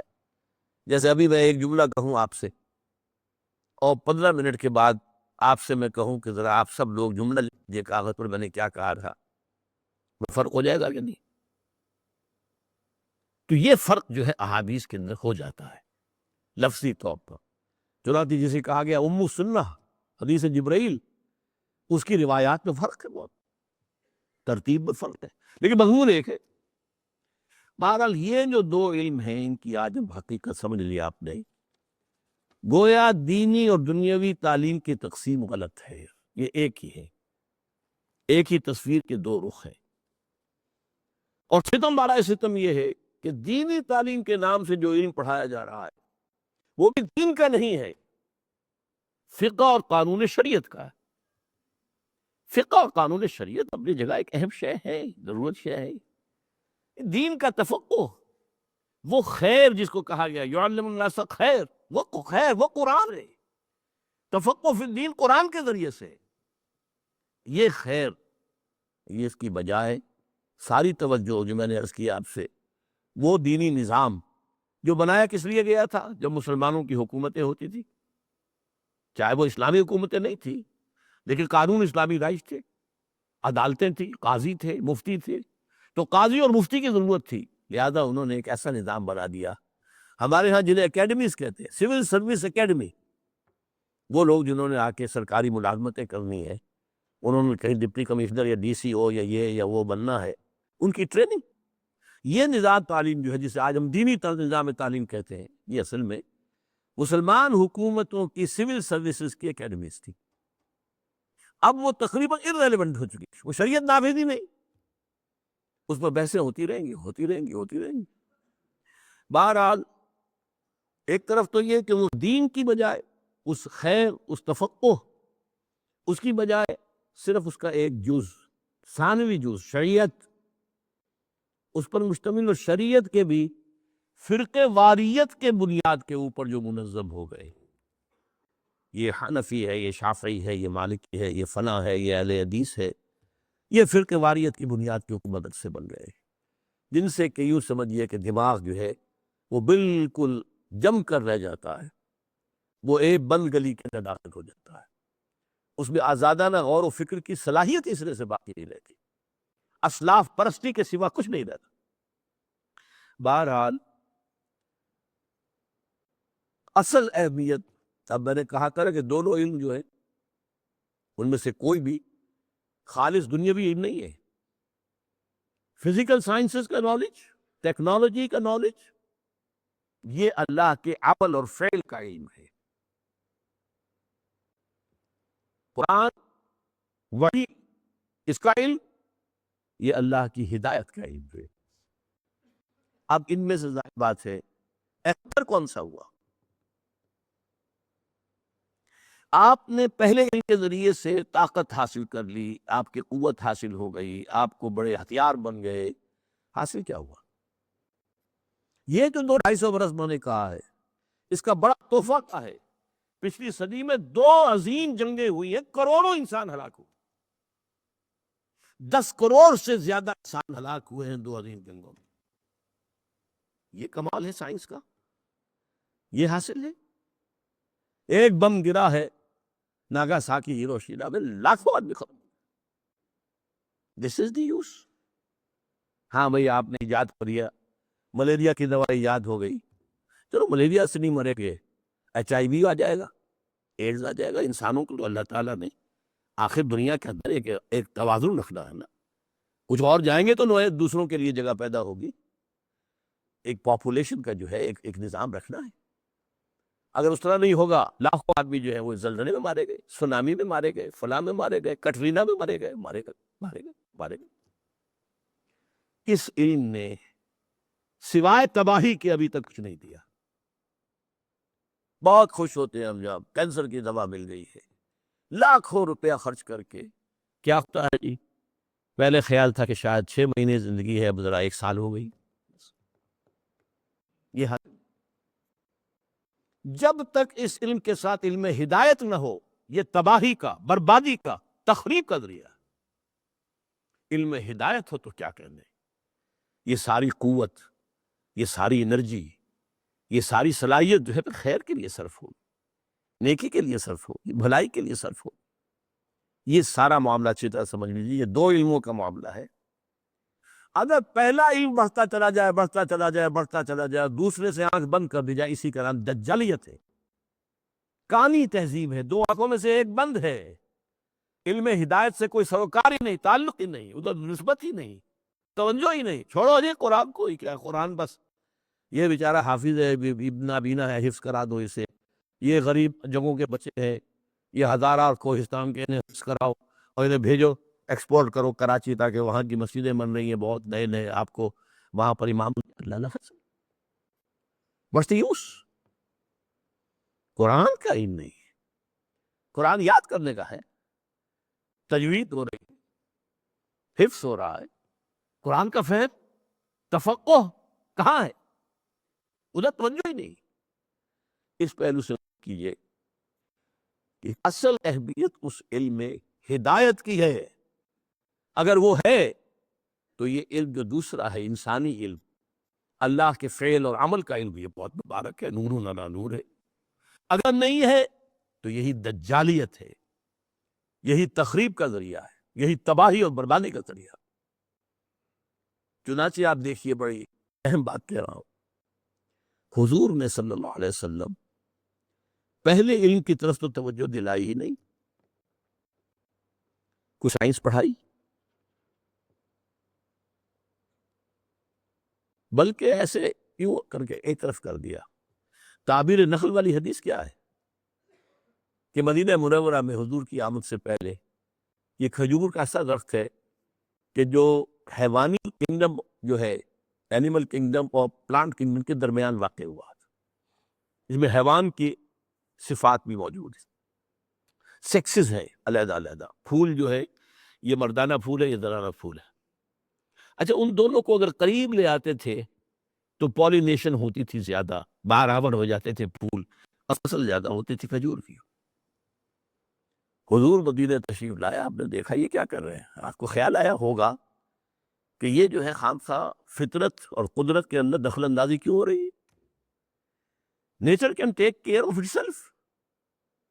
یہ خواب آپ نے انسانی کوشش سے, صرف آپ نے یہ کہا تم یہ نہ کرو تو کیا ہے, منع نہیں کیا, نہ کرو تو کیا.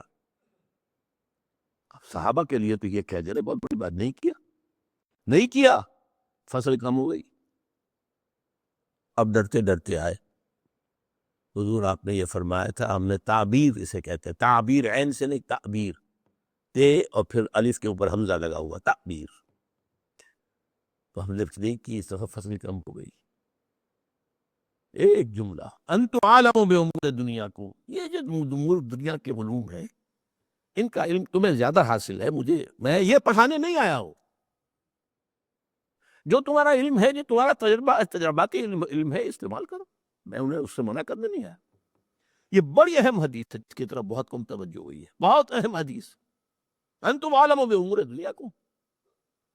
لہذا حضور نے اپنی حیات طیبہ میں صرف ایک کام کیا, تعلیم قرآن کی حدیث لکھنے سے منع کیا ہے.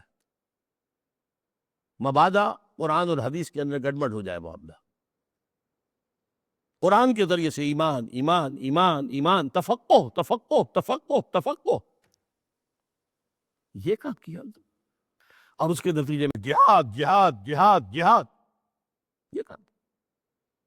کوئی سائنس نہیں پڑھائی، کوئی فزکس نہیں پڑھائی، کوئی جیولوجی نہیں پڑھائی، کوئی باٹنی، کوئی زوالوجی، کوئی کاسمولوجی، کوئی اسٹرانومی، کچھ۔ ہاں البتہ جب اسلام کے ذریعے سے ایمان کی روشنی پھیل گئی، ماحول منور ہو گیا، اب مسلمانوں نے پہلا علم جو ہے اس پر بھی توجہ کی، سائنس کے میدانوں میں بڑے بڑے کام کیے، کارہائے نمایاں کی، ان کے اوپر باقاعدہ کتابیں لکھی جاتی۔ لیکن یہ اس کے بعد، اس ترتیب کو ذہن میں رکھیے، صورتحال آج کیا ہے، کہاں کھڑے ہیں ہم؟ ایک طرف اکتسابی علم جو ہے، علم بالحواس و علم بالعقل، ان کی بلندی آسمان کو چھو رہی ہے۔ اقبال نے کسی خاص کیفیت میں شعر کہا ہے، یہ عروج آدم خاکی سے انجم سہ میں جاتے ہیں کہ یہ ٹوٹا ہوا تارا میں کامل نہ بن جائے۔ کہاں تک پہنچے بھی انسان؟ یہ انسان ہدایت کے بغیر ہوگا، یہی دجال ہوگا۔ Forces of the nature per control, وہی دجال ہے۔ اس کی صفات آپ نے پڑھی احادیث کے اندر۔ آج ہم یہاں کھڑے ہیں کہ اکتسابی علم اپنے پورے عروج پر ہے، لیکن ایمان اور یقین ایک بجھتا ہوا چراغ ہے، بلکہ بجھا ہوا ہے۔ اس سچویشن کو پہچاننا ضروری ہے۔ ہمارے سامنے ہے کیا، مسئلہ کیا ہے؟ ان دو چیزوں کے نتیجہ میں نکالتا ہوں، العود علی البد، جہاں سے آغاز ہوا تھا وہیں لوٹو، دوبارہ قرآن کو تھامو، قرآن کی روشنی جو ہے اسے دلوں کو منور کرو، جو حضور نے کیا صلی اللہ علیہ وسلم۔ اس لیے کہ جیسا کہ اقبال نے کہا کہ دنیا کو ہے پھر مارکہ روح و بدن پیش، اب آخری مارکہ روح و بدن ہونے والا ہے، میٹر اینڈ اسپرٹ، روح انسانی اور یہ مادی قوت، ان کا مقابلہ ہونے والا۔ دنیا کو ہے پھر مارکہ روح و بدن پیش، تہذیب نے پھر اپنے درندوں کو عبارت، عجیب الفاظ استعمال کیے ہیں، تہذیب اور درندہ، ان دونوں الفاظ کو جمع کریں تو آج کا امریکہ ہے۔ ہماری تہذیب، ہماری تہذیب، ہماری تہذیب، جیسے فرعون نے کہا تھا وَيَذْهَبَا بِطَرِيقَتِكُمُ الْمُثْلَىٰ، یہ آج جو موسیٰ اور ہارون آ گئے ہیں، یہ تمہاری مثالی تہذیب کو ختم کرنے کے اندر پہ، مثالی تہذیب، جو لفظ فرعون نے استعمال کیے تھے آج وہی بش استعمال کر، ہماری تہذیب، our way of life، اس کو برباد کرنے کے لیے فنڈامنٹلسٹ جو ہے اس کو ختم کرنے پر تلے ہوئے ہیں۔ دنیا کو ہے پھر مار کے روح و بدن پیش، تہذیب نے پھر اپنے درندوں کو ابھارا، اللہ کو پامردی مومن پہ بھروسہ ہے، ابلیس کو یورپ کی مشینوں کا سہارا، یورپ کی مشینوں کا سہارا۔ واقعہ یہ ہے ویسٹ کھڑا ہے اپنی ٹیکنالوجی کے بدلے، تہذیب ختم ہو چکی، برباد ہو چکی۔ جس عظیم مملکت کا صدر یہ کہے کہ عنقریب ہماری قوم کی اکثریت حرام زادوں پر مشتمل ہوگی، تہذیب کے تو ختم ہو چکا، سناس بن چکا، تہذیب کہاں ہے؟ خاندان کا ادارہ ختم ہو چکا، we are living together, we are not married, that's all۔ بچے ذرا بھی ہو گئے، جاؤ اپنے پاؤں پر، we don't owe anything to you، be on your own feet۔ کہاں تہذیب؟ پھر بڑھاپے میں سسکتے ہیں اپنی اولاد کی شکل دیکھنے کو، کون دکھاتا ہے شکل اپنی؟ جب تم نے گھر سے نکال دیا تھا، باغ بہشت سے مجھے حکم سفر دیا تھا، کیوں؟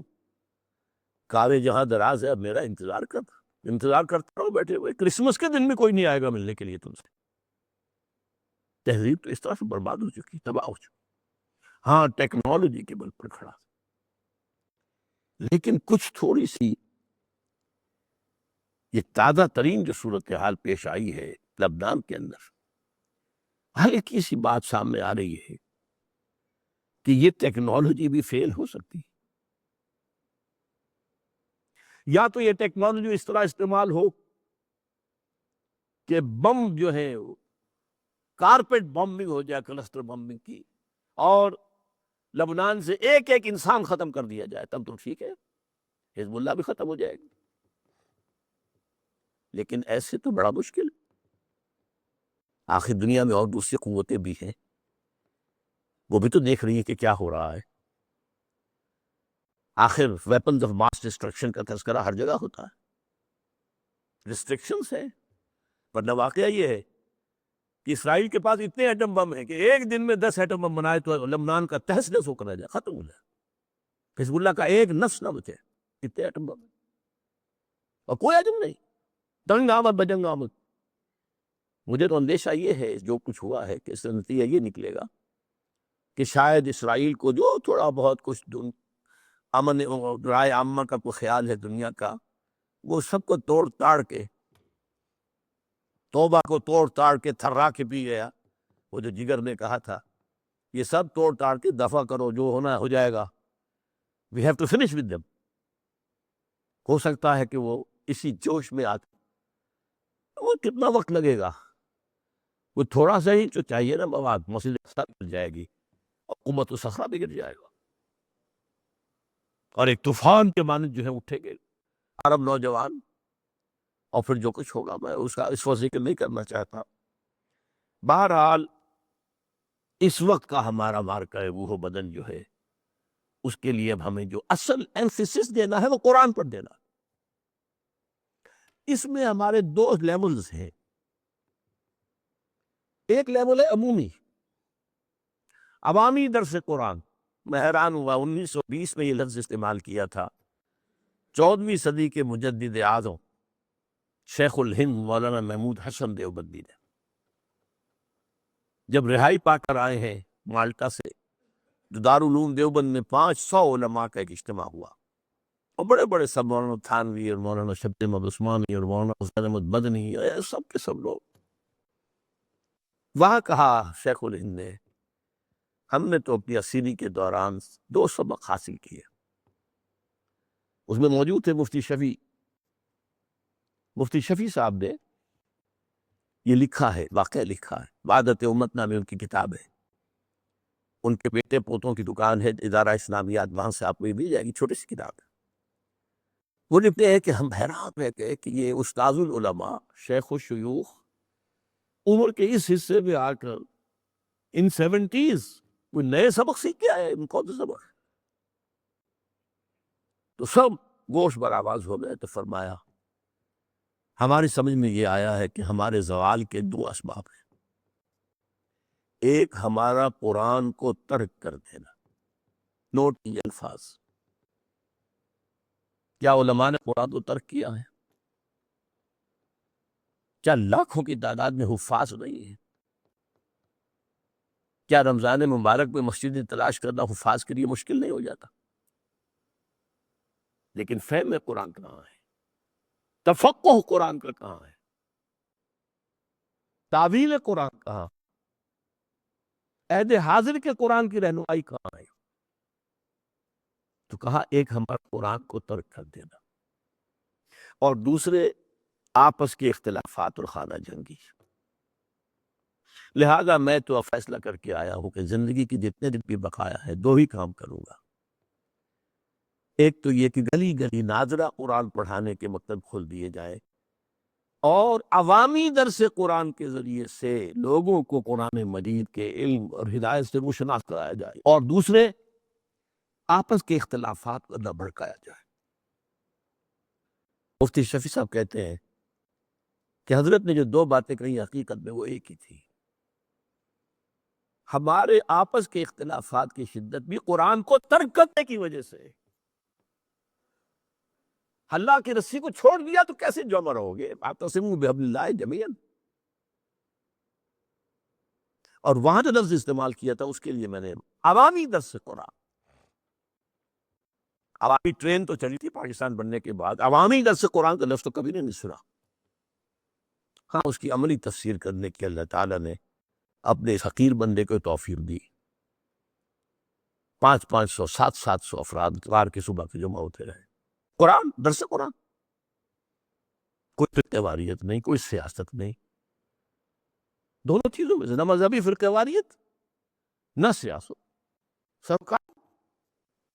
تو ایک تو ہے ہمارا یہ عوامی سطح، عوامی درس قرآن ہے، جس کا کلائمیکس میں پچھلی مرتبہ بیان کر چکا ہوں. دور ترجمہ قرآن رمضان مبارک، شہر رمضان الذی انزل فیہ القرآن. نمبر 2 اسی کے ساتھ پھر کتابوں کی اشاعت، قرآن کی حکمت، قرآن کا فلسفہ، قرآن مجید کی ہدایت، اس پہ ایک موضوع پر کتابیں، کتابچے، جرائد. ایک تو یہ حصہ. دوسرا حصہ ہے باضابطہ تعلیم اور تدریس. اس تعلیم و تدریس میں ایک مرحلہ تو ہے یہ قرآن مجید کی بنیاد پر قائم ہونے والا کالج اور آڈیٹوریم، قرآن کالج. بدقسمتی سے اس معاملے میں چونکہ ہمیں رسپانس نہیں ملی، ہمارے پیش نظر جو کام تھا وہ نہیں ہوا. ہمارے پاس بھی آنے والے لوگ وہی نکلے جو کامرس پڑھنا چاہتے ہیں، جو کوئی آئی سی ایس، یہ جس کا کوئی تعلق علم سے نہیں، سرے سے نہیں.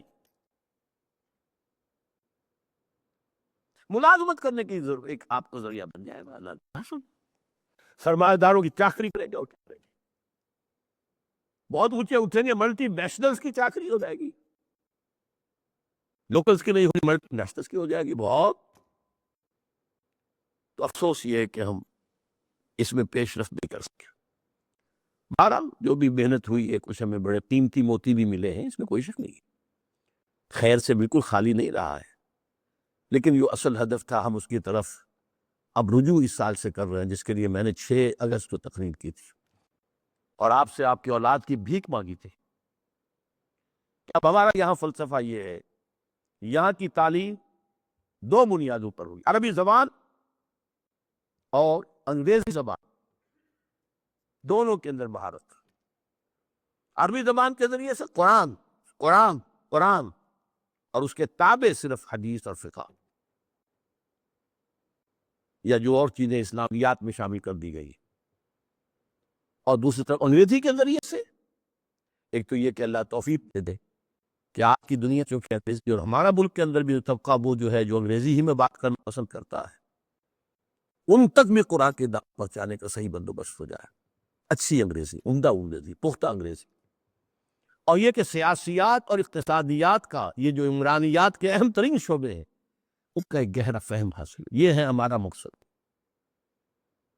اس کے لیے ایف اے جو مضامین جس سے کہ امتحان دیا جا سکے، ایف اے کو مقصود نہیں ہمارا، لیکن پھر بھی ظاہر بات ہے کہ کسی نہ کسی درجے میں تو قبول کرنا ہوگا. ایف اے بی اے، پھر ایم اے کریں. ایم اے کر کے ٹیچنگ پروفیشن بہترین پروفیشن ہے، حلال ترین روزی ٹیچنگ پروفیشن ہے، اور وقت ملتا ہے، آپ دین کا کام کر سکتے ہیں، خدمت کر سکتے ہیں، چھٹیاں ملتی ہیں. ورنہ یہ ہے کہ لاء پڑھ کے، اسلامی شریعت پڑھ کے، ایل ایل ایم کر کے ادھر جائیں، یا کمپٹیشن کے ایگزامینیشن دے کر انتظامیہ مشینری میں شامل ہو جائے. اب ظاہر بات ہے کہ ایک ایسا شخص جو عربی پر کمان رکھتا ہو، وہ اگر کہیں پر ڈی سی ہوگا تو وہاں جمعے خطبہ بھی دے گا، وہ اس کی ایک حیثیت ہوگی. بہرحال یہ تو ہے جو قرآن کالج کا معاملہ ہے، اس پہ داخلے اب شروع ہو چکے ہیں. میں پھر آپ کو متوجہ دلا رہا ہوں، سوچئے خدا کے لیے، اپنی اولاد کے مستقبل کے لیے سوچئے. کدھر لے جا رہے ہیں آپ کو؟ کدھر جا رہے ہیں؟ وہ کیا حاصل کر رہے ہیں؟ اور آپ لاکھوں روپے خرچ کر رہے ہیں ان کی فیسوں کے اوپر. یہ کوئی آسانی سے ایم بی اے اور یہ چیزیں جو ہے یہ آسانی سے حاصل ہو جاتی ہے؟ میں حیران ہوتا ہوں کہ آدمی کو امیر آدمی نہیں ہے، امیر خاندان نہیں ہے، کہاں سے یہ لاکھوں روپے خرچ کر رہا ہے؟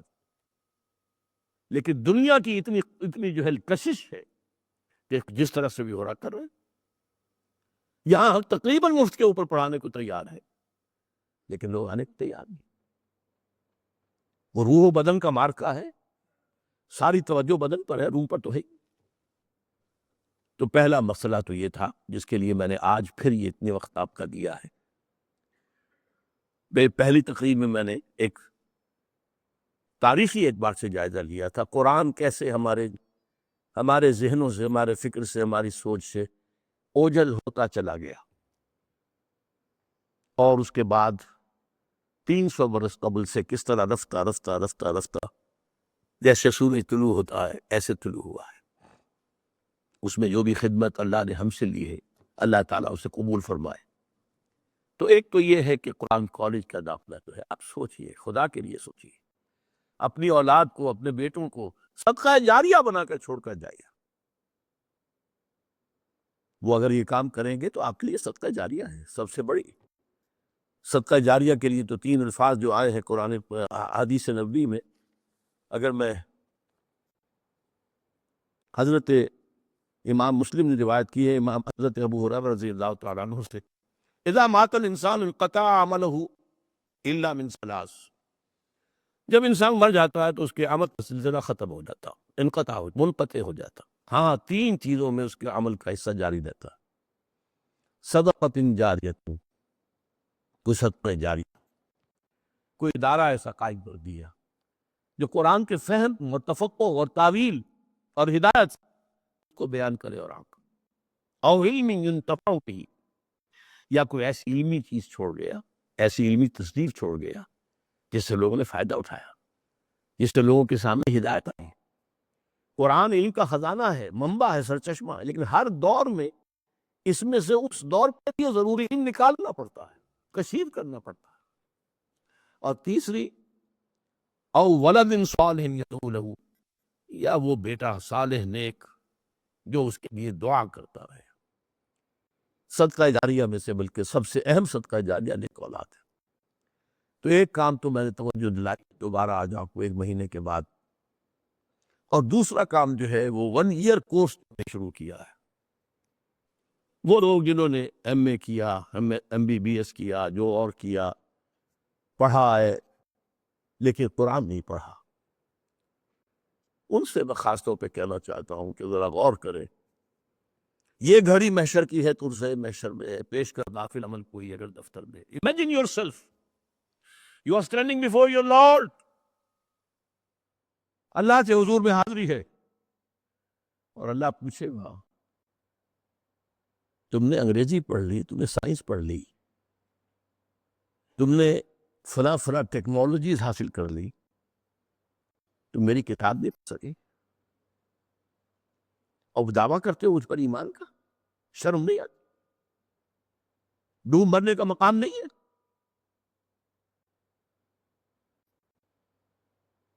سوچیے، کیا پتا ہے وقت آج بھی آ سکتی، کل بھی آ سکتی ہے۔ من مات فقط قامت قیامت ہو، جو مر گیا اس کی قیامت تو قائم ہو گئی۔ وہ قیامت جو آئے گی، جب بڑی قیامت آئے گی، جب آئے گی، لیکن وہ تو آ گئی، اس کی تو آ گئی۔ اس کے لیے 1 ایئر کورس خاص اس کا یہ موقع ہے کہ کل سے تدریس شروع ہو رہی ہے۔ آپ کوشش کریں، محنت کریں، جد و جہد کریں، اپنی زندگی میں سے یہ 9 مہینے نکال لیں، اور بنیادی مقصد وہی ہے، عربی زبان سیکھنا اور قرآن سمجھنا، قرآن سمجھنا تفقہ، اس مقصد کے لیے 9 مہینے زندگی کے نکالیں۔ اور وہ جو میں نے کہا تھا کہ میں بسم اللہ کی بات آپ سے کروں گا بعد میں، ترغیب بسم اللہ، تو آپ کی دلجوئی کے لیے، حوصلہ افزائی کے لیے میں کہہ رہا ہوں کہ حضور کی بسم اللہ 40 برس کی عمر میں ہوئی تھی۔ آپ کی عمر شریف 40 برس تھی جبکہ پہلی وحی آئی، جب آپ نے کہا ما انا بقاری، اور جب پڑھایا فرشتے نے اقرأ بسم ربک الذی خلق، خلق الانسان من علق، اقرأ وربک الاکرم الذی علم بالقلم، علم الانسان ما لم یعلم۔ تو کوئی حرج نہیں ہے، آپ 40 کے ہو گئے، 45 کے، 50 کے، it's never late, too late. اس کے لیے وقت نکالیے، پڑھیے، سمجھیے، سوچیے، غور کیجیے۔ اللہ تعالیٰ آپ کو اس کے لیے قبول فرمائے۔ اقول قولی ھذا واستغفر اللہ لی ولکم ولسائر المسلمین والمسلمات۔